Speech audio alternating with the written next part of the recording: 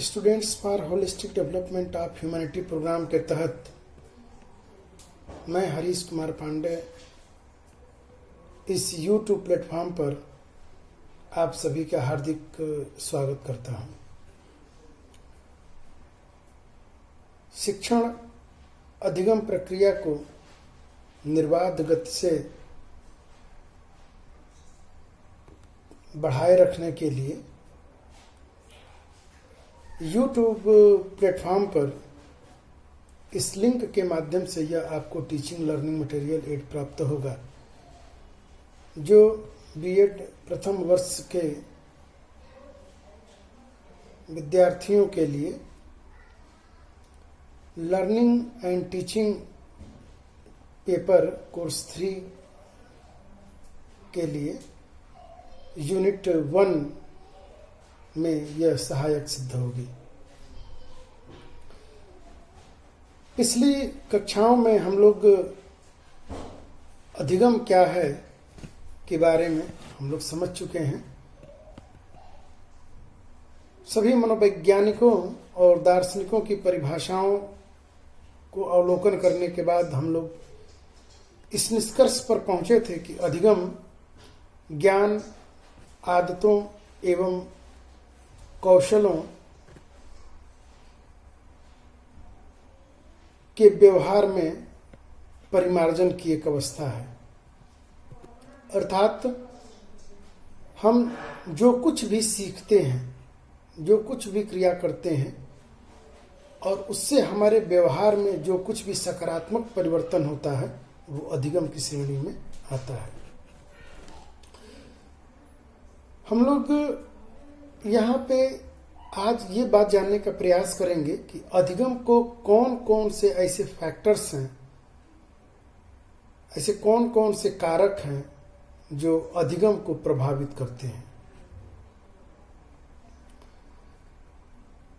तो अधिगम को प्रभावित करने वाले जो कारक हैं, उन कारकों को हम लोग 4 भागों में मैंने उसको डिवाइड किया था कि अधिगमकर्ता से संबंधित कारक, शिक्षक संबंधी कारक, पाठ्यवस्तु से संबंधित कारक और वातावरण से संबंधित कारक। तो पिछली वीडियो में मैंने अधिगमकर्ता से संबंधित कारक में 5 बिंदुओं पर हमने चर्चा की थी। उसको मैं बहुत ही संक्षेप में रिवाइज करते हुए मैं शिक्षक संबंधी कारक पर मैं उपस्थित रहूंगा कि उस अधिगमकर्ता से संबंधित कारक में था कि अधिगमकर्ता की आयु और परिपक्वता, अर्थात लर्नर की जैसे जैसे अनुभव बढ़ते हैं, जैसे जैसे उसकी उम्र बढ़ती है, तो उम्र के बढ़ने के हिसाब से भी उसके अंदर परिपक्वता आती है और उम्र के बढ़ने के हिसाब से भी उसके सीखने की प्रक्रिया में और उसके अनुभव में वृद्धि होता है। तो ये भी अधिगम को प्रभावित करता है। जैसे जो लोग या वह विद्यार्थी जो पूर्व समय में या अपने समय का उपयोग करते हुए अगर उन्होंने टेक्नोलॉजी की शिक्षा प्राप्त की है, कंप्यूटर की शिक्षा प्राप्त की है, तो निश्चित रूप से आधुनिक ये वर्चुअल क्लास में उनको सेटिंग करने में, उनको उसमें एडजस्टमेंट करने में, उनको अपने को रिप्रेजेंट करने में बहुत ज़्यादा दिक्कतों का सामना नहीं करना पड़ रहा होगा। जबकि जो लोग नए सिरे से सीख रहे हैं तो उनको कुछ दिक्कतों का सामना करना पड़ रहा होगा। तो ये हमारी हो गई अनुभव और आयु और हमारी परिपक्वता कि जैसे जैसे भाई हमारी आयु बढ़ती है, हमारे पास कुछ नॉलेज, कुछ एक्सपीरियंस, कुछ स्किल्स अर्जित हो जाते हैं और बार बार हैबिट में आने से वह हमारी परिपक्वता भी उसमें हमारी प्राप्त हो जाती है, हम स्किल्ड हो जाते हैं। तो इस और दूसरा था अधिगमकर्ता की शारीरिक और मानसिक स्थिति।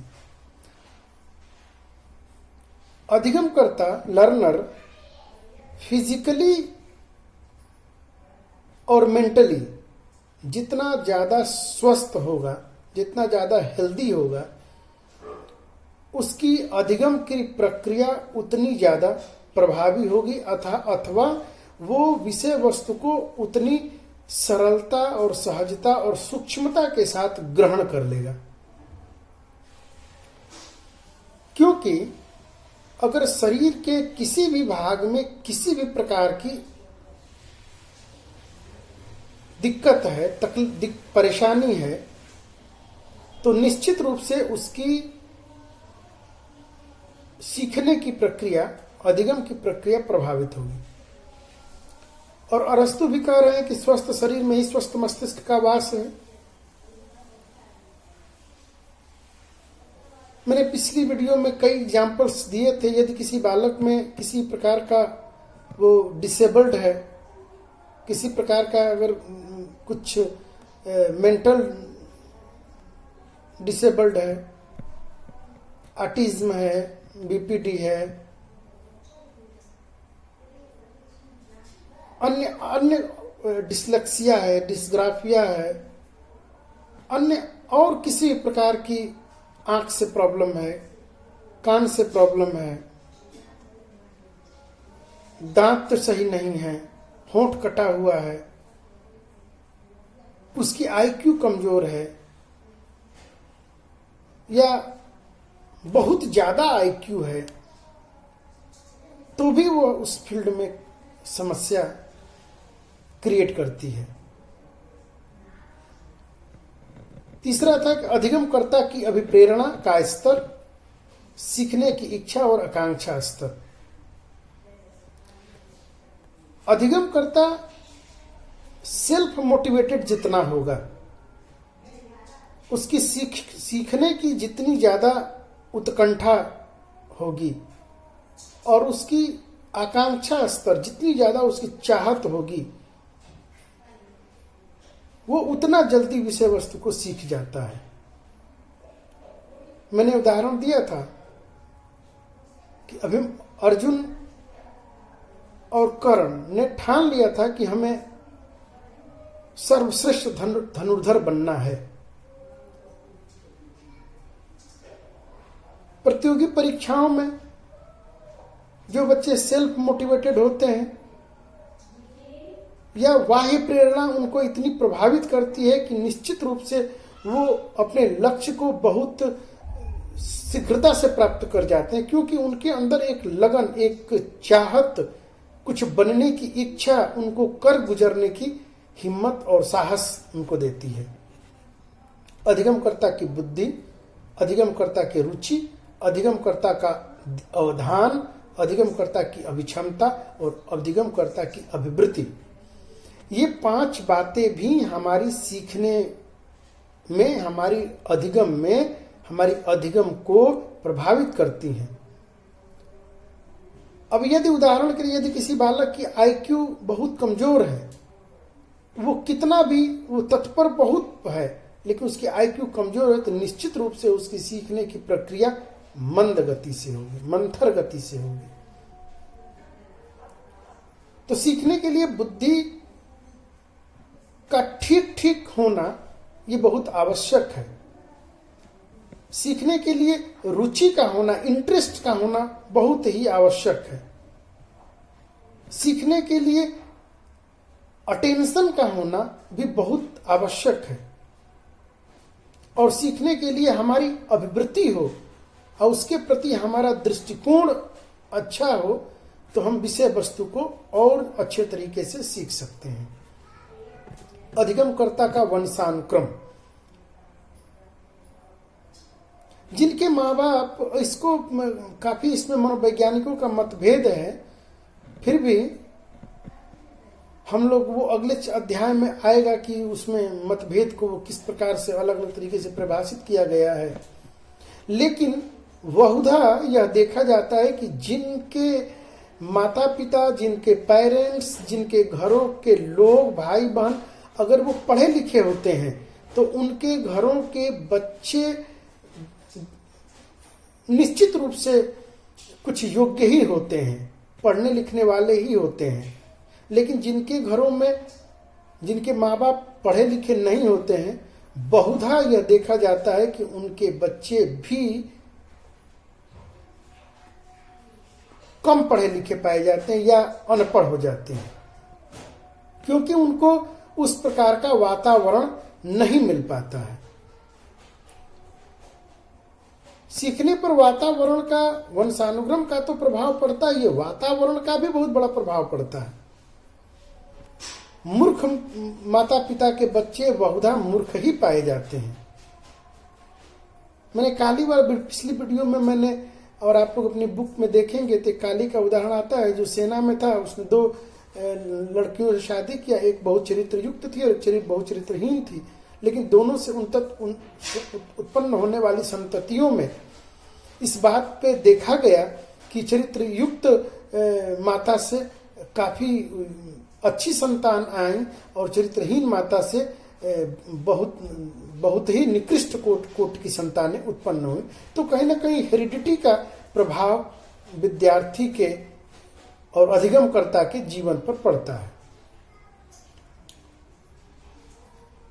प्रभाव तो कई रूपों में पड़ता है, खान पान का भी प्रभाव पड़ता है। बहुत अच्छे सब कुछ कभी कभी कुशल हो, लेकिन अगर खान पान भी अच्छा ना हो तो वह तब भी हमारी अधिगम पे प्रभाव पड़ता है, क्योंकि उसकी बुद्धि और उसकी शारीरिक विकास अवरुद्ध हो जाता है, और वो अवरुद्ध होने के कारण हमारी अधिगम क्षमता पर, हमारी सीखने की क्षमता पर उसका प्रत्यक्ष रूप से प्रभाव पड़ता है।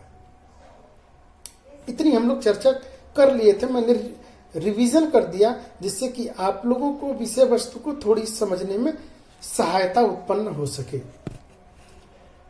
तो इतना तो हम लोग समझ चुके हैं कि भाई अधिगम व्यवहार द्वारा व्यवहार परिवर्तन तो है, अधिगम कुछ ज्ञान, कुछ आदतों, कुछ कौशलों का विकास तो है। अधिगम कुछ हमारे व्यवहार में सकारात्मक परिवर्तन के साथ साथ प्रशिक्षण द्वारा प्राप्त कौशल तो है, लेकिन कुछ और भी फैक्टर होते हैं जो अधिगम को प्रत्यक्ष और अप्रत्यक्ष रूप से प्रभावित करते हैं। तो उसी पे हम लोग चर्चा कर रहे थे। तो मैंने अधिगमकर्ता से संबंधित जो जो कारक थे मैंने उसको बता दिया। अब यहाँ पे इसको व्यवहारिक स्तर पे जरा समझने की जरूरत है कि बीएड पाठ्यक्रम में हम लोग इसको क्यों पढ़ते हैं।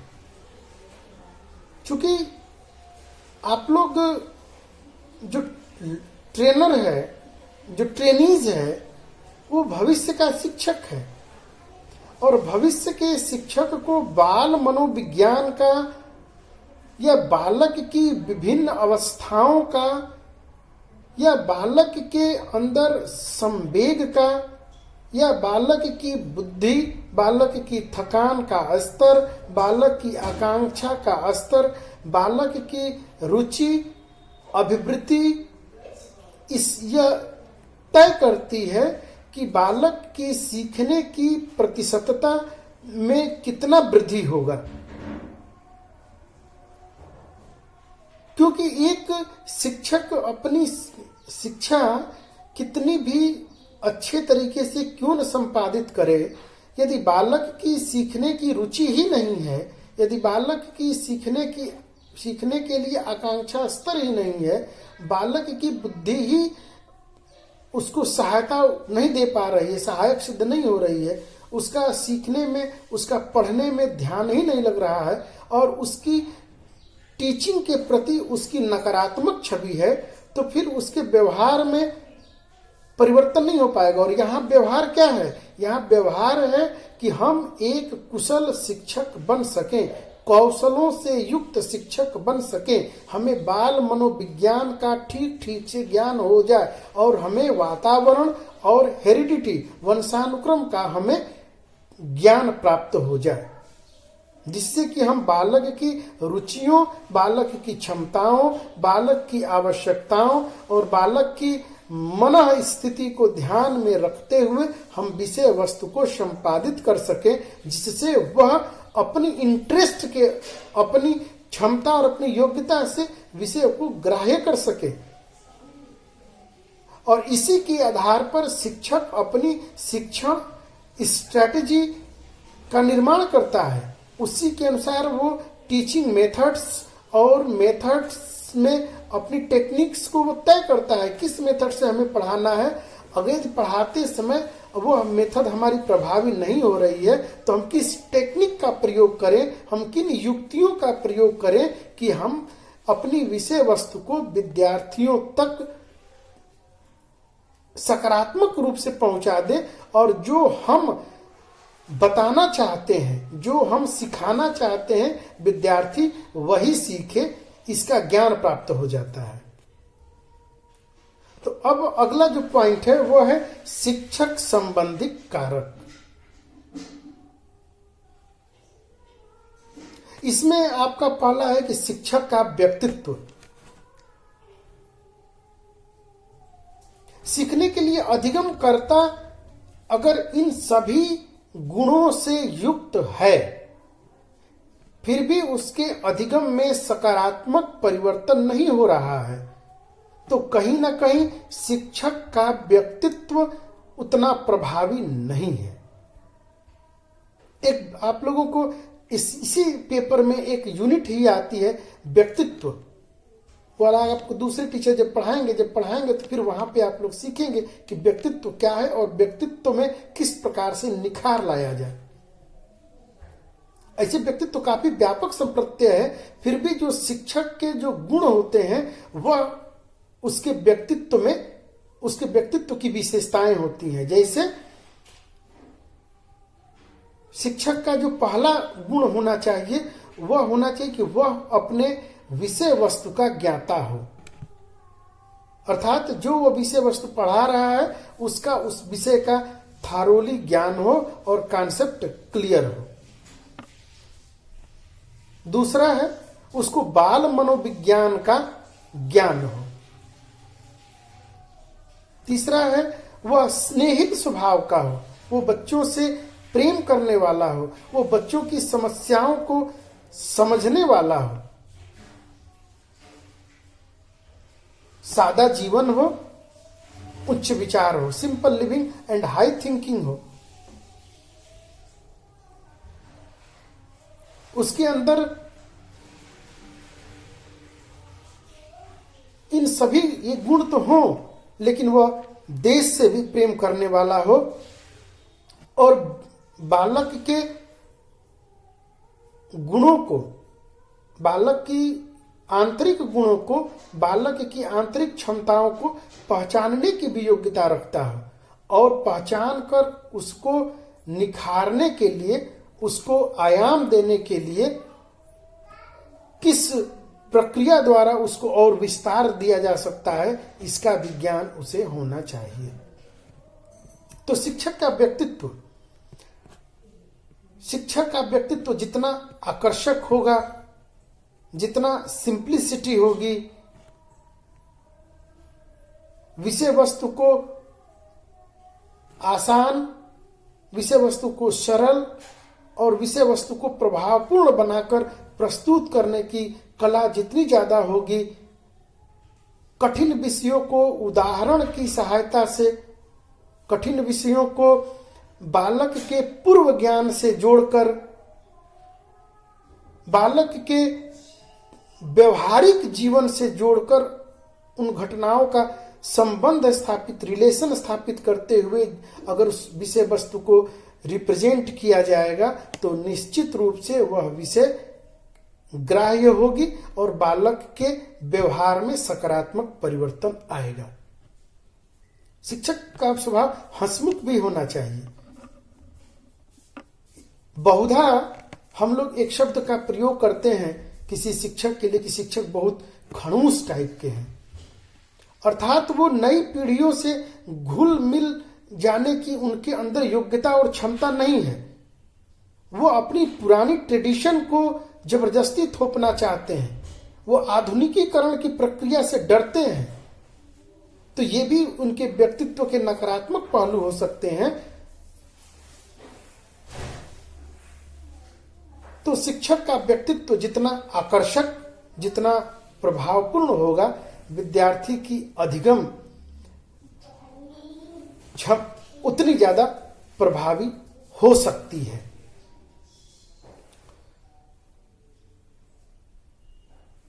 अभी तो हम लोग एक ऐसे अदृश्य एक महामारी में गुजर रहे हैं जिसमें सिर्फ ये वर्चुअल क्लास पर एक आभाषिक कक्षा में हम लोग अपनी बातों को रख रहे हैं और उसी के अनुसार हम लोग क्लास भी ले रहे हैं। न सामने कोई विद्यार्थी है, ना ही विद्यार्थी की कोई समस्या दिख रही है, ना ही विद्यार्थी के जेस्चर, पोस्चर, हाव भाव कुछ नहीं दिख रहा है। सिर्फ एक जिस प्रकार अथाह समुद्र सागर में व्यक्ति अपनी बातों को रख रहा है, ठीक उसी प्रकार रखने का प्रयास हो रहा है। लेकिन धीरे धीरे हम लोग भी इसमें सीख ही रहे हैं और आने वाले कुछ दिनों में हम लोग पारंगत अगर हो जाएंगे तो हम लोग भी जिस प्रकार से और अच्छी अगर व्यवस्थाओं को मिल जाए, जिस प्रकार से जिसे कोई दूसरा रिकॉर्डिंग करे, टीचर अपने एक स्टूडियो टाइप का क्लास हो तो वहां पे भी उसके, जैसे मूवी में हम लोग देखते हैं तो वहां पे भी एक आभाषिक व्यक्तित्व का पता चलता है। और दूसरा है शिक्षक का शारीरिक और मानसिक स्वास्थ्य। सिर्फ विद्यार्थी का ही नहीं है, अधिगमकर्ता का ही शारीरिक और मानसिक स्वास्थ्य प्रभावित नहीं करता है, शिक्षक का भी शारीरिक स्वास्थ्य और मानसिक स्वास्थ्य अधिगम प्रक्रिया को प्रभावित करती है। अब शिक्षक का शारीरिक स्वास्थ्य के बारे में और शारीरिक स्वास्थ्य को अच्छे रखने के लिए कौन कौन से प्रावधान हैं, ये आप लोग पेपर 2 में आप लोगों की सभी कमीशन ने इसको अपना अपना रिकमेंडेशन दिया है। लेकिन कोठारी कमीशन 1964-66 ने शिक्षक के स्वास्थ्य और शिक्षक के मानसिक स्वास्थ्य से संबंधित क्या क्या सरकार को प्रावधान करने चाहिए, क्या क्या सुविधाएं दी गई हैं, आप वहां पर विस्तार पूर्वक इसको जान सकते हैं। फिर भी सामान्य रूप से हम ये कह सकते हैं कि यदि शिक्षक जितना ज्यादा स्वस्थ होगा और जितना ज्यादा मानसिक रूप से प्रसन्नचित्त स्वस्थ होगा तो निश्चित जब आनंदित रहने वाला व्यक्ति ही आनंद को बांट सकता है। ये तो बात हम लोग जानते हैं। वो खुद गुस्सैल हो, खुद गुस्से में हो, खुद फ्रस्ट्रेट हो, चिड़चिड़ापन हो, तो स्वाभाविक रूप से वो बालक के व्यवहार में वो उसके भी व्यक्तित्व में ये बातें आ जाएंगी। तो शिक्षक का भी अब स्वस्थ रहने के लिए प्राणायाम करना, व्यायाम करना, सुबह की वॉकिंग करना, योगाभ्यास करना और मानसिक स्वास्थ्य के लिए अच्छा भोजन करना, अच्छा वातावरण में रहना, प्रसन्नचित्त माहौल में रहना, उसके लिए भी कुछ योगासन प्राणायाम करना, ये सब आदतों में शामिल करना पड़ेगा, रखना पड़ेगा। और इसके साथ साथ में पॉजिटिव थिंकिंग हो और पॉजिटिव अच्छी अच्छी किताबों का स्वाध्याय हो। हम निश्चित रूप से आधे घंटे 1 घंटे अच्छी अच्छी सकारात्मक जो लोग मोटिवेशनल टीचर्स होते हैं उनकी किताबों को पढ़ें, कुछ सकारात्मक कुछ आध्यात्मिक किताबों को पढ़ें। ये भी हमारे व्यक्तित्व में सकारात्मक परिवर्तन लाते हैं और इस व्यक्तित्व को निखारते हैं। जो लोग सही समय पर उठना, सही जगह पर बैठना, सही समय पर खाना, सही समय पर स्नान करना, अच्छे ढंग से कपड़े पहनना, अच्छे संसाधनों का प्रयोग करना, बोलने नित्य नवीन जो नई नई टेक्नोलॉजी आ रही है तो उससे भी कुछ नई नई बातों को सीखना, अपने ज्ञान को अपडेट करना, आधुनिक भौतिक जो टेक्नोलॉजीज हैं, जो नए रिसर्चेज आ रहे हैं, उसके बारे में जानना, या उसके व्यक्तित्व को निखारते हैं। अगला है शिक्षक का मनोविज्ञान संबंधी ज्ञान। देखो, अभी मैं इसके पहले मैं कुछ बातें बता रहा था, वो बातें यहाँ पे हेडिंग के रूप में आ गई कि शिक्षक का मनोविज्ञान के संबंधित ज्ञान। आप लोग इस बात पे अब तो आप लोग काफी समय से पढ़ रहे हैं। अगर आप लोगों के पास किताबें होंगी और अगर आप लोगों ने किताबों का अवलोकन किया होगा, तो आप लोग एक बात को स्पष्ट रूप से देख रहे होंगे कि पूर्व ज्ञान जो आप लोग किसी भी स्ट्रीम के विद्यार्थी जो पीछे पढ़ के आए, इसका कहीं कोई रिलेशन नहीं है, और बिल्कुल अलग अलग टॉपिक जिनको बहुधा हम लोग दैनिक जीवन में कुछ बातों को प्रयोग करते रहे हैं, जानते हैं, लेकिन यहाँ पर इसकी वैज्ञानिक व्याख्या नहीं जानते थे। वहां पे कपोल कल्पित या इमेजिन करके बातों को, या कोई दूसरा कह दिया, बड़ा कह दिया, श्रेष्ठ कह दिया, वो जानते थे, लेकिन सैद्धांतिक रूप से थ्योरेटिकल और मनोवैज्ञानिक और विद्वानों का क्या मत है, इसका हमें ज्ञान नहीं था। अब यह पेपर हमको ज्ञान दे रही है कि बालक के में हमें बहुत सी चीजों का जानना जरूरी है, कि हम शिक्षा क्या है, अधिगम क्या है, विद्यार्थी सीखते कैसे हैं। सीखने की अगर विद्यार्थी कोई एक विधि से नहीं सीख रहा है, तो क्या और भी कितनी विधियां हैं जिससे कि उसके व्यवहार में परिवर्तन लाया जा सकता है, उसको सिखाया जा सकता है। उसके अंदर कैसे हैबिट डेवलप किया जाए, उसकी कैसे उसको रटने की मेमोरी पावर कैसे उसकी बढ़ाई जाए, याद करने के कुछ नियम होते हैं उसको कैसे विकास किया जाए, उसके अंदर की जो सृजनात्मक क्षमता है, उसके अंदर व्यक्तित्व है, उसकी बुद्धि है, उसके अंदर जो कलात्मक क्षमता है, ये कैसे उसको डेवलप किया जाए। जितने भी व्यक्तित्व के जो डायमेंशंस हैं, उन सभी डायमेंशनों को उसके सर्वांगीण विकास के लिए, ऑलराउंड डेवलपमेंट के लिए किस प्रकार की इन्वायरमेंट क्रिएट किया जाए, यह तभी हो सकता है जब एक शिक्षक को शिक्षा मनोविज्ञान का ठीक से ज्ञान प्राप्त हो जाए। क्योंकि शिक्षा मनोविज्ञान में हम बाल मनोविज्ञान का अध्ययन करते हैं, और बाल मनोविज्ञान के अंतर्गत ये सभी बातें समाहित होती हैं। फिर भी 5 बातों का जानना एक शिक्षक के लिए बहुत ही आवश्यक है। उसमें है बालक की योग्यता। अगर बालक की कितनी योग्यता है, जो हम लोग जो स्ट्रीम का जो डिवीजन होता है, science stream, art stream, commerce stream, computer stream, law stream, तो ये जो स्ट्रीम का जो निर्माण होता है, हम उसकी बौद्धिक अवस्था के आधार पर ही करते हैं, हम उसकी आईक्यू लेवल के आधार पर ही करते हैं, हम उसकी सीखने और समझने की और उसकी रुचि की क्षमता के अनुसार ही करते हैं।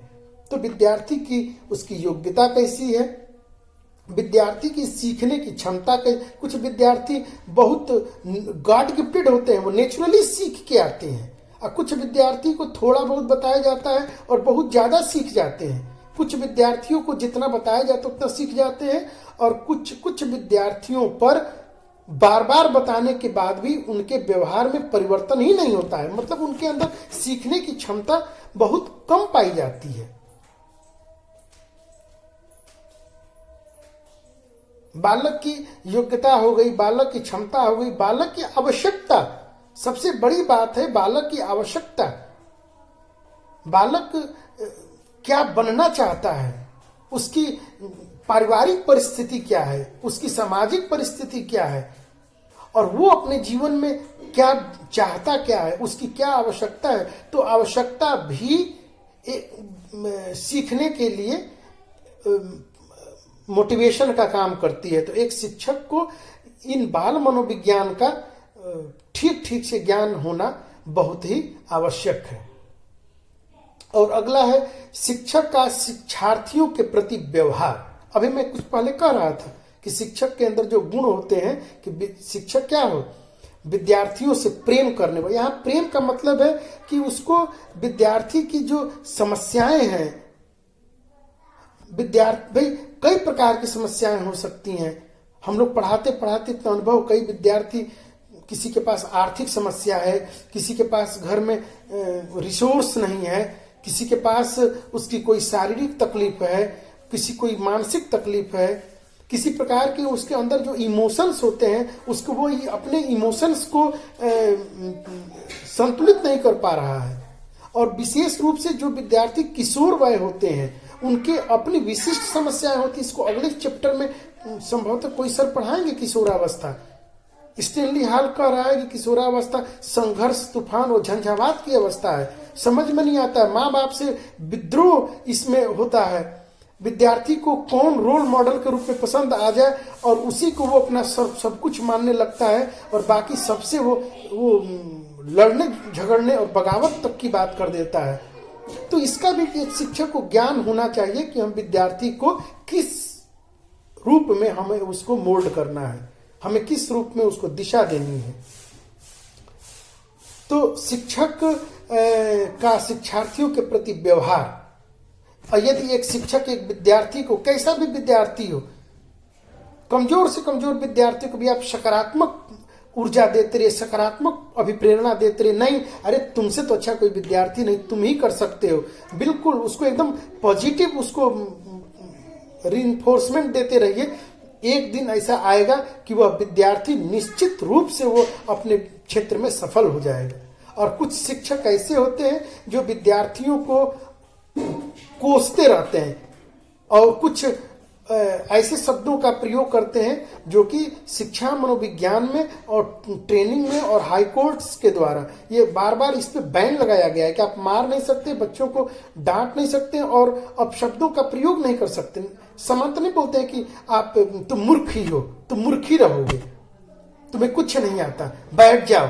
तो ऐसे शब्दों के प्रयोग से भी विद्यार्थी की अधिगम क्षमता प्रभावित होती है। तो शिक्षक का जो व्यवहार है, शिक्षक का बालक के प्रति जितना स्नेहिल व्यवहार होगा, शिक्षक का बालक के प्रति जितना दोस्ताना व्यवहार होगा, जितना सहानुभूतिपूर्ण व्यवहार होगा, जितना उसके व्यक्तित्व को समझते हुए और उसको पॉजिटिव मोटिवेशन जितना उस प्रकार का व्यवहार होगा, तो निश्चित रूप से विद्यार्थी शिक्षक के प्रति आकर्षित होगा, शिक्षक के प्रेम के प्रति उसका लगाव बढ़ेगा और निश्चित रूप से वही लगाव, वही प्रेम, वही आकर्षण बालक के व्यवहार में और बालक के सीखने की प्रक्रिया में वह निरंतर वो वृद्धि करेगा।